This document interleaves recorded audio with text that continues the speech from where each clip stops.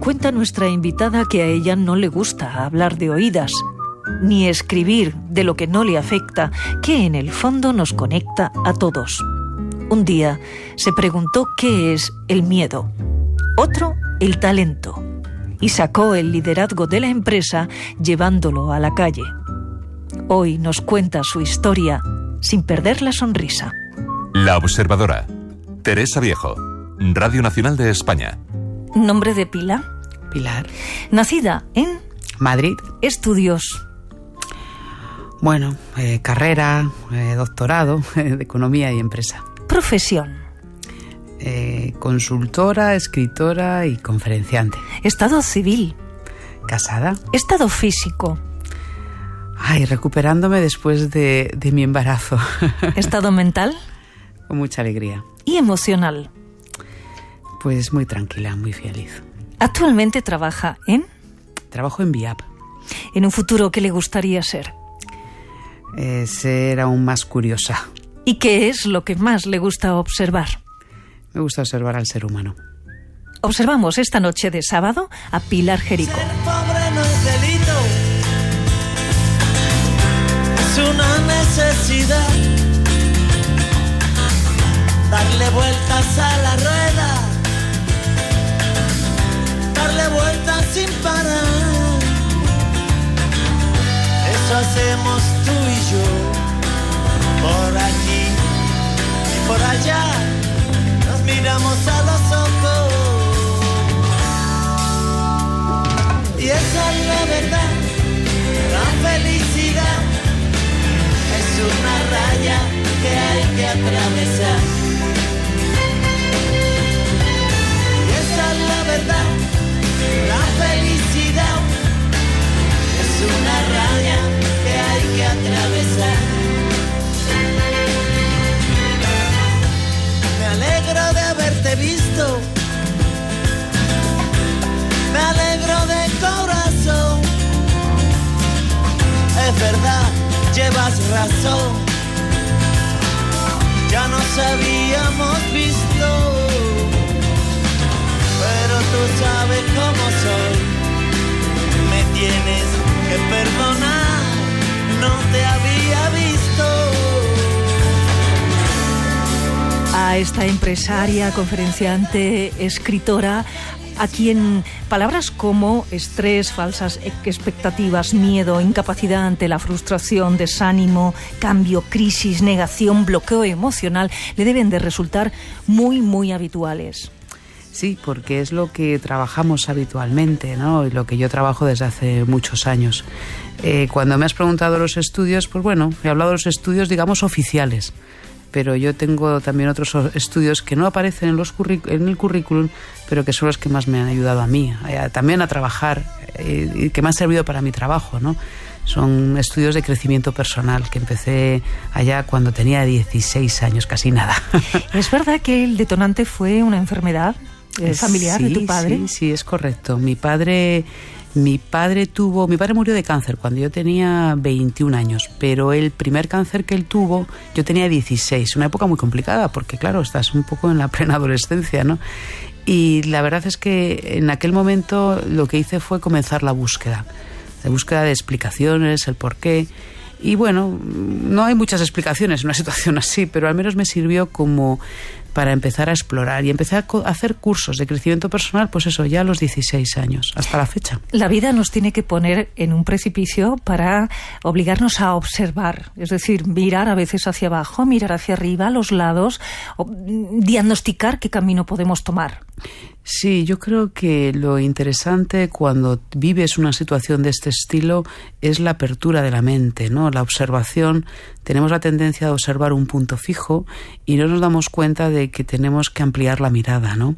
Yo ahora, la pérdida de un padre pues es muy traumático para cualquier persona, ¿no? Pero fíjate que creo que gracias a aquello yo he llegado a conseguir lo que he conseguido en mi vida personal. Por lo tanto, en una situación de este estilo, ampliemos la mirada porque no sabemos qué suceso nos puede, qué hay de regalo en las cosas incluso que nos hacen sufrir. ¿Tú ya sabes la pregunta? ¿Qué es la felicidad? ¿Ya la sabes? Bueno, la pregunta más o menos la respuesta, vamos. Sí, bueno, la pregunta es una pregunta muy, muy profunda. Bien, yo creo que la felicidad está más cerca de la serenidad, de la paz interior. Eso, ¿no?, dice el budismo y el hinduismo también. Sí, es verdad, porque pensamos que la felicidad está muy relacionada con emociones positivas, y es cierto, ¿no?, que nos generan emociones positivas. Pero al final el acostarnos con la conciencia tranquila, con la paz en la mente, pues está más cerca de la felicidad que de cualquier otra situación, ¿no? Fíjate, Pilar Jericó daría un paso adelante y en la línea del budismo comentó: realmente la felicidad es una ausencia de apego y de deseo, que parece una tontería, pero ambos son sentimientos o emociones, depende del caso, ¿no?, muy limitantes.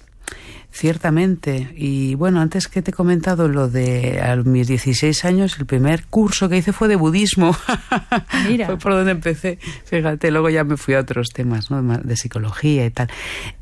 Bueno, ¿por qué el apego? Porque el apego es el origen del miedo. Y el miedo es la emoción opuesta. Hay 3 emociones muy opuestas a la felicidad. Una de ellas es el miedo, la vergüenza también es otra, ¿no?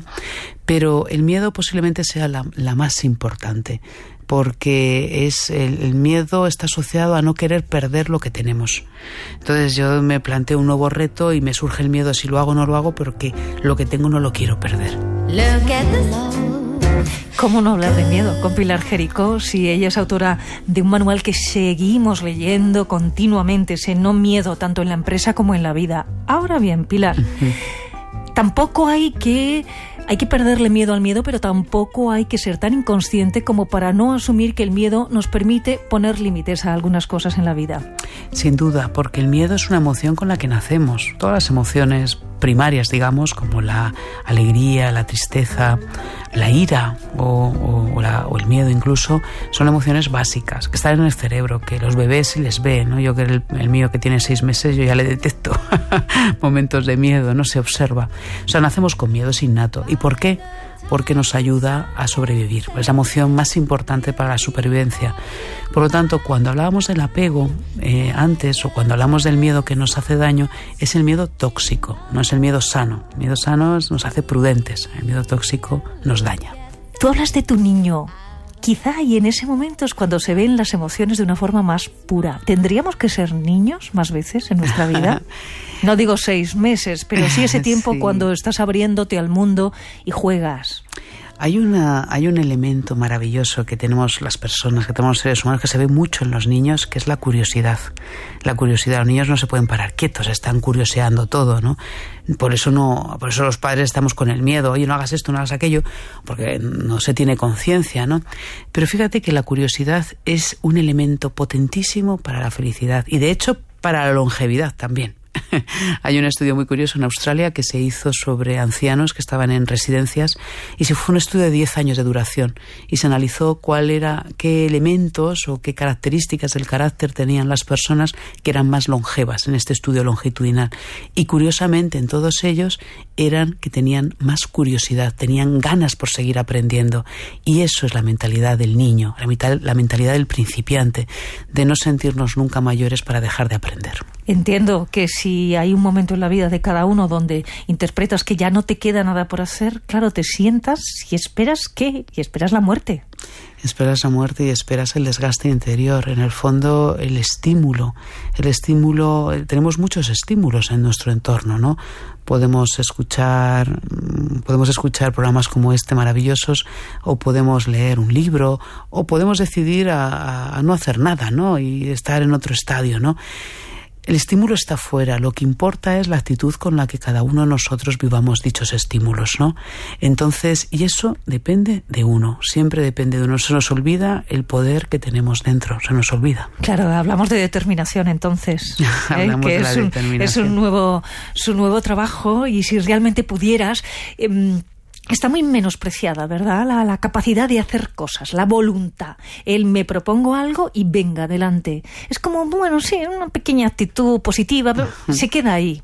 Sí, es cierto, porque yo creo que el propio sistema de la educación que hemos recibido, ¿no? La forma en que se nos ha enseñado, son formas que que no están precisamente estimulando esa capacidad de atrevernos, ¿no? De tenemos que ceñirnos, menos mal que ahora pues está cambiando el sistema educativo, gracias a Dios, pero bueno, nosotros en la época tenías que escuchar lo que te decía el profesor y no tenías casi ni posibilidades de crear, ¿no?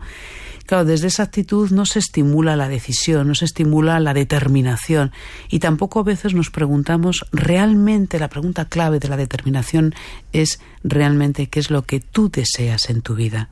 Si no tuvieras miedo, ¿qué desearías en tu vida hacer con ella, no?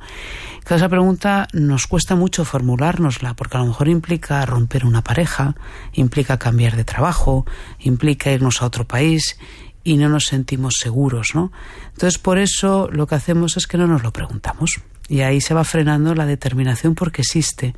Porque cuando uno conecta con ese deseo genuino de ser uno mismo, es cuando encuentra la fuerza para tomar la determinación, para tener determinación. ¿Tú cuándo te haces esa pregunta por primera vez? Pues yo creo que me la hago, fíjate, yo me la hago pues me la hice antes de la enfermedad de mi padre, con 15 años. Con 15 años yo creo que tengo noción de hacerme esa pregunta, porque es la primera bronca que tengo familiar, porque decido hacer algo diferente a lo que mis padres esperaban, por lo tanto creo que fue a esa edad. Pasa es que yo por mi forma de ser, yo empecé a escribir muy jovencita, empecé a pintar a los 7 años y luego me fui a los 9 y empecé a escribir a los 9 años. Y a los 9 escribo cuentos, pero también escribo narrativa de qué me ocurre. Entonces, claro, he puesto siempre como mucha observación, ¿no? Internamente, y ahí me ha ayudado mucho a ser consciente de qué me está pasando y qué es lo que realmente estoy haciendo. Ay, me voy a parar ahí en esa niña, sí, porque esa niña apunta maneras. Tengo la sensación de que Pilar Jericó, bueno, pues tenía carita de niña buena, claro, ella rubita, ojos claros, piel blanca, no encajaba además en este país, tengo también esa percepción, y está abocada en un primer momento a una formación más convencional, ¿no? La economía, la gestión empresarial, etcétera, etcétera, pero no responde al prototipo de directiva de una compañía para nada. Quienes conocen sus libros o sus charlas, sus conferencias, su trabajo en la consultoría se dan cuenta de que eso no es Pilar Jericó. No, eso es una parte. No, es una parte. Yo creo que al final, lo que más me ha gustado a mí siempre es poder explorar el mundo, ¿no? Y explorar las posibilidades. Y el trabajo que he sentido en algún momento que me impedía poder hacerlo, pues no sé si ha sido inconsciencia, falta de miedo o mucha determinación, los he roto. Y la pregunta de ¿qué quiero ser yo de verdad? Que se vuelve a formular, entiendo que en diferentes ocasiones de su vida. Hay un momento en que te lleva a Estados Unidos. No, yo me fui a Erasmus, en Italia y disfruté mucho aquello. Entonces yo descubrí el mundo más allá de España. Y claro, bueno, decía, pues es que es un mundo apasionante. Y entonces quise seguir estudiando. Y me iban a dar una beca en la Universidad Autónoma para estudiar en Chicago. Y no pude porque mi padre fue cuando murió entonces y me quedé en España. Y siempre tuve pues ese gusanillo de decir, oye, ¿y esto? Y mira, oye, nunca es tarde si la dicha es buena, ¿no? O ¿cómo se dice? Pronta. Sí. Y entonces, pues además yo hablaba un inglés, pues no, oye, yo aprendí inglés tarde, ¿no? Y sigo en ello, o sea, que imagínate. Pero me fui allí, luego además conseguí una beca y he estado en universidades pues muy, muy divertidas. Harvard, ¿te formaste en estrategia allí? Sí, estuve en Harvard, me dieron una beca en Harvard y bueno... Pero ya ahora he vuelto también, ¿no? Porque es algo que me gusta volver a ese país. Ahora en la era Trump, pues habrá que ver qué ocurre. Yo vivo a caballo entre Estados Unidos y España. Por la sensación que tengo es que ahora está muy interesante para los que nos dedicamos al mundo del desarrollo personal y del liderazgo, ¿no? Porque va a haber mucha necesidad de seguir desarrollándonos, a veces cuando no encontramos el sentido de las cosas que ocurren. ¿Tienes la sensación que cuando la gente observa alrededor una situación, digamos que con zozobra, ¿no? No vamos a entrar en mayores calificaciones, necesita mirarse hacia adentro? ¿Necesita un mayor crecimiento personal? Es que la salida siempre está hacia adentro. Ah, muy interesante, Pilar, ¿eh? Sí. La salida de nuestros problemas siempre está hacia adentro. Es decir, estamos culpando a la crisis, llevamos 10 años de crisis en España y no pensamos que la crisis está dentro de nosotros. Sí, nos da mucho miedo mirar hacia adentro. Yo que trabajo en las empresas que tengo una socia, que tenemos, trabajamos el tema de desarrollo de las habilidades del liderazgo y me sorprende como todos y todas nos cuesta mirar hacia adentro. O sea, es como que es un terreno interiormente, es como empezar a habitarnos un poco más con conciencia. ¿Qué nos está ocurriendo? Sin juzgarlo. Fíjate, no juzgar ni la maternidad, ni cómo somos como pareja, pero es empezar a mirar. No podemos cambiar si no nos miramos hacia adentro, si no nos observamos. Ahí entra el miedo. Claro, el miedo. Pero fíjate que el miedo, en el fondo, el 92% de nuestros miedos son falsos, son inventados, es casi nada. Solo el 8% es real, y ahí está la muerte, seguro. Hay muchas otras cosas, pero la muerte seguro. Entonces, claro, ¿qué nos pasa? ¿Por qué tenemos miedo? El miedo surge, aparte de por lo que hemos hablado del apego y tal, también surge porque tenemos una imagen de nosotros mismos, unas expectativas que son realmente falsas. O sea, es como que yo no puedo sufrir. Oye, perdona, tú eres humano. Entonces, claro, al final es conectar con la fragilidad. Si tú partes del supuesto de que todos somos frágiles, y de que lo que vas a mirar hacia adentro es fragilidad, es un niño, una niña, aunque tengas 70 años, ese niño tuyo herido o no herida, bueno, pues no vas a tener tanto miedo a mirar hacia adentro, ¿no? Y además, si conectas con tu parte vulnerable, estás caminando muy rápido para conseguir tu autenticidad. Exactamente. Que es al final a donde tenemos que caminar todos los seres humanos. Exacto, porque el ser humano, de lo que realmente huimos o nos protegemos es de nuestra identidad. La defendemos a capa y espada, ¿no? Yo soy así. Claro, desde ese lugar, yo no tengo miedo nunca a nada, yo soy muy valiente. Claro, es que no hay manera de que tú aceptes o mires hacia adentro. Por lo tanto, creo que hay que aprender a relajarnos, aceptar que somos frágiles y vulnerables, y desde ahí somos tremendamente poderosos. ¿Qué nos pasa con el liderazgo femenino? Un tema apasionante, Teresa, ese sí que es apasionante también. Y abro un paréntesis para contar que Pilar Jericó fue nombrada mujer líder en el año 2015, ¿no? Una de las 100 mujeres líderes del país. Quiere decir que tu diagnóstico del liderazgo de la mujer debe de ser certero, ¿no? O por lo menos algunas claves tienes, porque ni lo terminamos de encajar las propias mujeres, que observamos con recelo a otras mujeres líderes, ni por supuesto abiertamente lo abrazan los hombres. Bueno, yo creo que todavía tenemos muchísimo que desarrollar en aceptar el liderazgo femenino. Hay muchísimo. Primero, los roles. Hay mujeres que han adoptado roles que son más difíciles incluso que de los hombres, ¿no?, a la hora de dirigir. Y luego el problema, yo diría, lo tenemos nosotras mismas también. Lo que tú decías, hay un estudio muy curioso sobre la envidia. Y la envidia se procesa más en personas de nuestro entorno inmediato que no de ver gente famosa. Y sentimos más envidia de gente que consideramos que son parecidos a nosotros. Entonces, en las mujeres a veces se puede generar esa forma más crítica de vernos, ¿no? Lo curioso de este estudio, que es muy simpático, es que dice: la envidia del hombre se produce en cosas de posesión, por ejemplo, el famoso tamaño que hablábamos antes, ¿no? O el coche, o cosas de estas. Que la mujer no siente tanta envidia por esto, ¿no? En cambio, la mujer la siente de atributos que son más femeninos que ella no tiene. Entonces, bueno, una vez más, la envidia es, bueno, pues hay gente más envidiosa que otra, sin duda, pero si nos surge la envidia, pues lo mismo, ¿cómo se resuelve? Aceptándote y dándote cuenta que la imagen que se proyecta no siempre es la verdadera. Bueno. Yo le pregunto a Pilar Jericó por la felicidad, tiene un blog que se llama El Laboratorio de la Felicidad, sí. y pienso si no está demasiado sublimada. Es decir, es como que la sociedad nos empuja a debemos de ser felices sin saber muy bien qué narices es ser feliz. Sí, yo creo que se ha sublimado un poquito, se ha exagerado todo lo que tiene que ver con la felicidad o los estadios fantásticos. Y al final hay que aceptar que el miedo, la tristeza o la ira son tan naturales como la alegría. Si nos forzamos a dar una imagen siempre hacia afuera, vamos a sufrir mucho. Mira, hay una cosa interesante que la Universidad de Stanford que dice: ¿el Facebook es beneficioso o no es beneficioso? Pues la gente insegura le hacen bastante más insegura, porque lo que se cuelgan en las fotos son siempre viéndonos felices, contentos, y pensamos que oye, qué bien, la gente es feliz y yo no. Pues no, es que lo que pasa es que ponen las fotos que están contentos. Entiendo que las redes sociales nos ayudan a ser aparentemente más felices, pero en el fondo están socavando nuestra infelicidad. pues no siempre nos hacen ser más felices las redes sociales.